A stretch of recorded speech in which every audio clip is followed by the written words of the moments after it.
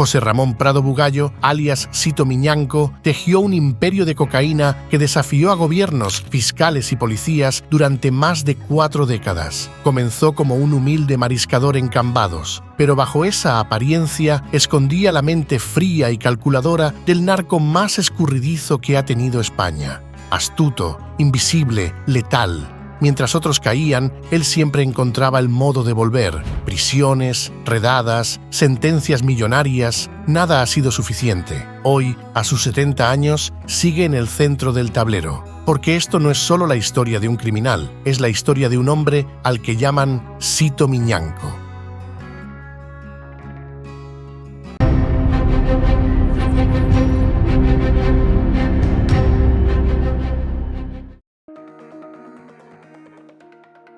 José Ramón Prado Bugallo, más conocido como Sito Miñanco, nació el 23 de septiembre de 1955, en Cambados, Pontevedra, España. Hijo de marineros, creció entre redes de pesca y sueños imposibles. En su pueblo lo conocían como parte de Os Miñanco, una familia humilde, de fuerte tradición marinera. Dejó la escuela a los 14 o 15 años y empezó a trabajar en el mar. Durante su adolescencia ya mariscaba y pescaba como muchos jóvenes de su generación. A pesar de que su familia tenía un barco propio, Miñanco abandonó la pesca legal y comenzó a usar técnicas ilegales, como el arrastre con barcos más potentes. En 1971, con 16 años, intentó ser futbolista. Jugaba en el equipo juvenil del Juventud de Cambados, pero no tenía el talento suficiente para llegar al primer equipo. Ese sueño, sin embargo, lo cumpliría años después, a su manera. Los años 60 y 70 en Cambados fueron tiempos duros. La gente reclamaba derechos, buscaba salidas laborales y protestaba con frecuencia. En ese contexto, muchos se acostumbraron a vivir en el filo de la legalidad. La desobediencia y la astucia eran casi herramientas de supervivencia. Pero Sito no se conformó con el mar y quiso dominarlo. A principios de los años 80 dejó atrás el timón y se lanzó de lleno al contrabando de tabaco.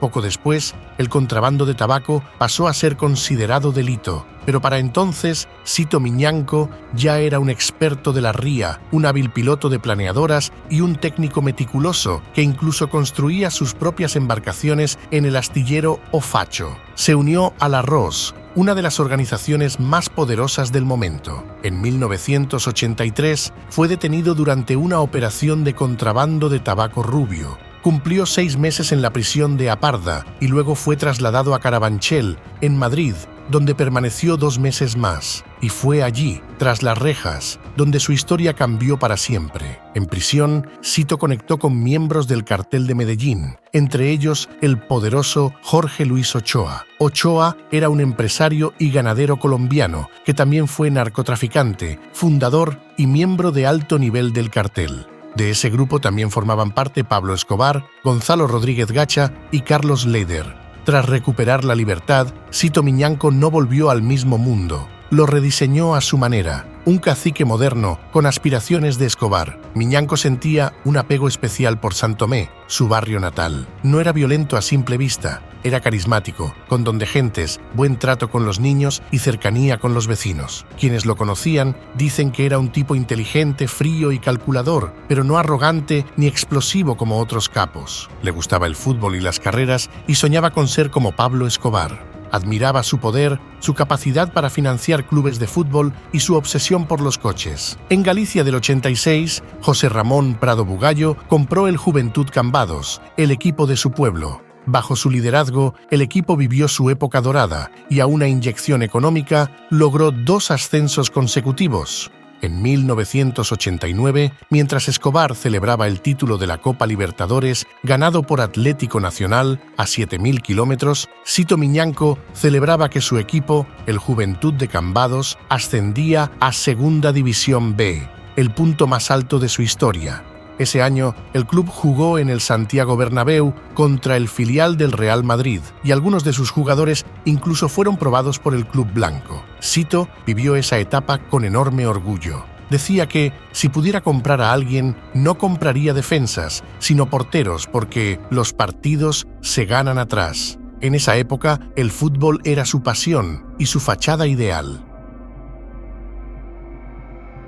Aunque continuó utilizando el contrabando de tabaco como fachada, ya estaba plenamente sumergido en el negocio de la cocaína. Sus operaciones se expandieron más allá del Atlántico, especialmente desde Panamá, un país clave en las rutas del narcotráfico en América Latina. Fue allí donde conoció a la mujer que se convertiría en su esposa, Odalis Rivera. Rivera era una joven bien relacionada con familias poderosas del país, que en poco tiempo se convirtió en su principal socia en el negocio de las drogas. Cuando Sito cayó preso en España, a mediados de los años 90, se dice que Odalis quedó al frente de la organización, que siguió enviando drogas a Europa. Empresas como la lujosa boutique Rivera, en el corazón del centro financiero de Ciudad de Panamá, sirvieron de tapadera para ocultar el origen ilícito de sus ganancias millonarias. Los vínculos de Odalis Rivera con el narcotráfico son bien conocidos por las autoridades panameñas. Fue detenida en 1999 en Panamá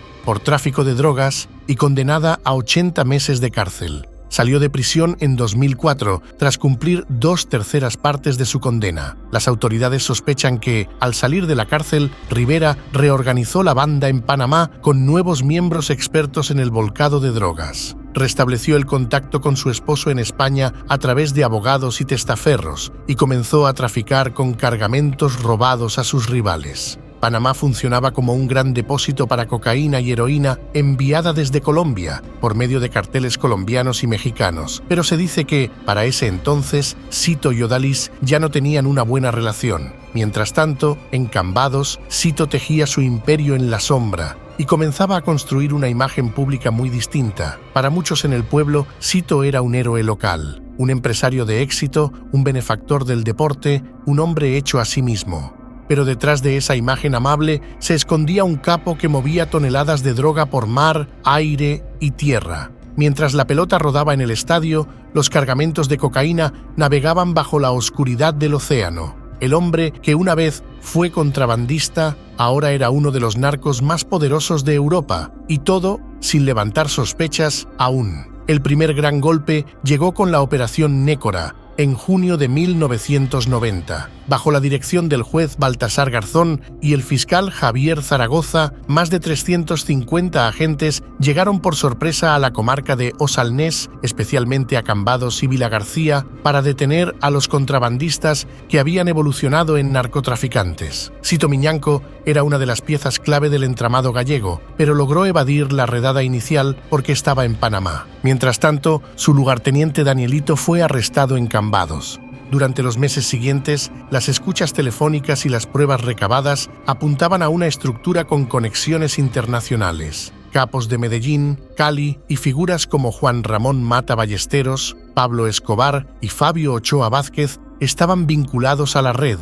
En enero de 1991, Miñanco volvió a España y fue localizado. Fue detenido en un chalet de Pozuelo de Alarcón, en Madrid, acusado de coordinar la entrada de al menos 2.500 kilos de cocaína mediante empresas pantalla en España, Bélgica y Panamá. También se incautaron 125 kilos adicionales ocultos en un coche. El juicio comenzó en mayo de 1993. La Fiscalía pedía hasta 50 años de prisión por delitos que incluían tráfico de estupefacientes, contrabando, falsedad documental, evasión de divisas y cohecho. Finalmente, Sito Miñanco fue condenado a 20 años y 3 meses, además de una multa millonaria por blanqueo y falsificación de documentos. Fue puesto en libertad condicional tras cumplir 7 de sus 20 años de condena, pero no tardó en reincidir. Fue detenido nuevamente en su chalet de Villaviciosa de Odón, en Madrid, mientras supervisaba una operación de trasvase de 5 toneladas de cocaína en aguas internacionales cerca de Guayana Francesa.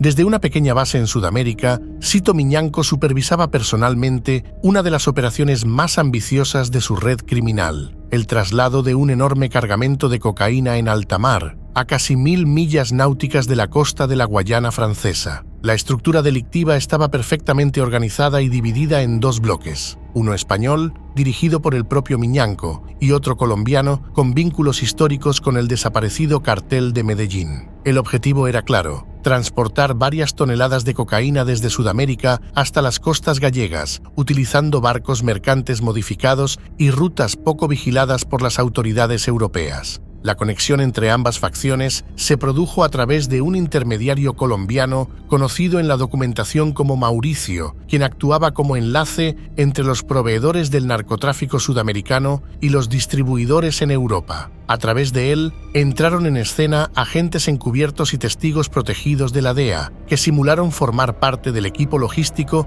encargado de mover la droga por vía marítima. En diciembre del año 2000, uno de esos infiltrados compartió con la policía canadiense información detallada sobre la operación, rutas, nombres clave y fechas previstas. Poco después, se integró un segundo testigo protegido que se hizo pasar por el capitán del buque que transportaría la cocaína. Este barco sería adquirido más tarde y renombrado como Agios Constandinos, a petición de los narcotraficantes. En enero de 2001, la DEA informó oficialmente a la policía española de la existencia del operativo. A partir de entonces, los seguimientos se intensificaron. A lo largo de los siguientes meses, se celebraron varias reuniones para determinar el punto exacto de carga de la droga, que se fijó finalmente frente a las costas de Tumaco, en el Pacífico ecuatoriano. El 25 de julio de 2001, alrededor de 5 toneladas de droga fueron cargadas en alta mar. En agosto, el infiltrado recibió instrucciones de Mauricio para contactar con García Arango, el encargado de coordinar la entrega final del cargamento. La operación alcanzó su clímax durante la noche del 15 al 16 de agosto. En plena maniobra de trasvase de los fardos de cocaína del Agios Constandinos al pesquero Tatiana, las autoridades intervinieron. El Tatiana fue interceptado en alta mar y de manera simultánea, Sito Miñanco fue arrestado en Madrid, junto a 3 miembros clave de su organización. Desde entonces, quedó en prisión preventiva. El operativo fue un éxito coordinado entre agencias de varios países, fruto de meses de vigilancia e infiltración. Pero más allá de la intervención puntual, lo que quedó al descubierto fue el verdadero alcance de la red criminal de Miñanco, una organización con capacidad de negociar directamente con carteles colombianos y de ejecutar operaciones de tráfico internacional con una precisión casi militar. En julio de 2004, la Audiencia Nacional dictó sentencia. Sito Miñanco fue condenado a 16 años y 10 meses de prisión, además de una multa de 390 millones de euros. Junto a él, otras 14 personas también fueron condenadas por su implicación en la operación. Entre ellos estaba su propio abogado, Manuel Pérez Lorenzo, quien recibió 1 año y 9 meses de cárcel por intentar ocultar la identidad del propietario del Tatiana. Las penas impuestas al resto de los acusados oscilaron entre 1 año y 9 meses hasta 15 años y 6 meses de prisión, con multas que iban desde 6.300 euros hasta 300 millones de euros. Aquella fue, sin duda, una de las mayores operaciones contra el narcotráfico de principios del siglo XXI. Un duro golpe para Miñanco, pero quienes lo conocían sabían que si algo lo había caracterizado hasta entonces, era su capacidad para volver. En el año 2010, Sito Miñanco fue trasladado a la prisión de Huelva. A ojos del sistema penitenciario, era un traslado más. Un cambio de centro que respondía, supuestamente, a razones administrativas. Pero bajo esa aparente normalidad, Miñanco seguía operando como si nada hubiese cambiado. Poco después de su ingreso, la agencia tributaria puso al descubierto una nueva red de blanqueo de capitales, cuidadosamente articulada desde Galicia. Según las investigaciones, Miñanco seguía controlando, de forma indirecta, una compleja estructura societaria que operaba a través de múltiples empresas radicadas en Vilagarcía de Arousa. Estas sociedades, muchas de ellas registradas a nombre de testaferros, administraban tiendas, pequeños negocios comerciales y actividades mercantiles en apariencia legales. Locales que, a los ojos del ciudadano común, eran simplemente parte del tejido económico de la ciudad. Las transacciones eran minuciosamente calculadas. Movimientos bancarios simulados, facturación falsa, préstamos cruzados, alquileres ficticios, cada detalle estaba pensado para desdibujar el rastro del dinero sucio y devolverlo al circuito legal con apariencia de ingresos legítimos. A pesar de estar en prisión, Sito Miñanco continuaba siendo el cerebro de toda la operación. Daba instrucciones a través de terceros, utilizaba abogados y familiares como intermediarios y mantenía su red bajo un estricto código de silencio. Lo más impactante era que gran parte de esta maquinaria criminal se mantenía activa sin levantar sospechas entre los vecinos. la discreción era absoluta. El poder de Miñanco no estaba solo en la droga, estaba en su capacidad para infiltrarse en el tejido económico y social sin ser detectado. Mientras cumplía condena en una cárcel al sur del país, su imperio económico seguía generando dinero en las calles del norte. Era una vez más la demostración de que el auténtico poder no necesita presencia, solo control. En mayo del año 2011, José Ramón Prado Bugallo fue trasladado a la prisión de Algeciras. Hasta ese momento, su paso por diferentes centros penitenciarios no había impedido que siguiera ejerciendo una influencia significativa desde las sombras. Apenas un mes después de su llegada, el 10 de junio, la Audiencia Nacional le concedió un permiso penitenciario de 3 días. Lo sorprendente no fue solo el hecho de que obtuviera dicho permiso, sino que éste había sido previamente denegado. ¿La razón? Las autoridades consideraban que existía un elevado riesgo de fuga, además de que Miñanco seguía presuntamente involucrado en actividades delictivas, incluso desde el interior de la cárcel. Sin embargo, la prisión de Huelva, en la que había estado recluido anteriormente, emitió un informe favorable alegando buen comportamiento. Fue suficiente para que el tribunal revirtiera su decisión. Y así, a pesar de las sospechas, el narcotraficante más célebre de Galicia salía de prisión por unos días. Lo más grave no fue solo la decisión judicial, sino lo que sucedía tras las rejas. Durante su estancia en la cárcel de Huelva, Miñanco nunca fue sometido a intervenciones telefónicas, a pesar de estar clasificado como preso FIES, es decir, incluido en el fichero de internos de especial seguimiento, reservado para los delincuentes más peligrosos y vigilados del país. La omisión levantó sospechas que no tardaron en confirmarse. El 21 de diciembre de ese mismo año, Francisco Sanz, director de la prisión onubense, fue destituido de su cargo por pérdida de confianza. Las investigaciones apuntaron a que Sanz habría recibido regalos de parte de narcotraficantes, incluyendo 2 vehículos de alta gama marca Mercedes-Benz, a cambio de otorgar beneficios y condiciones favorables dentro del penal. Este episodio desnudó las grietas del sistema penitenciario español, evidenciando cómo el poder económico del narcotráfico puede comprar silencios, favores e incluso libertades temporales. Miñanco, desde su celda, seguía manejando hilos. Y el sistema, lejos de contenerlo, parecía ceder en los puntos clave. En febrero del año 2018, Bugallo, más conocido como Sito Miñanco, fue detenido una vez más. Esta vez ocurrió en Algeciras, la ciudad donde residía bajo un régimen de tercer grado penitenciario, lo que le permitía moverse con relativa libertad durante el día, a pesar de estar cumpliendo condena. La operación fue un golpe directo al corazón de una red internacional de narcotráfico. Según las autoridades, Miñanco era el máximo responsable de una organización criminal que distribuía cocaína a gran escala, con destinos fijos en Italia, Albania y los Países Bajos. Junto a él, otras 20 personas, consideradas parte activa de su estructura.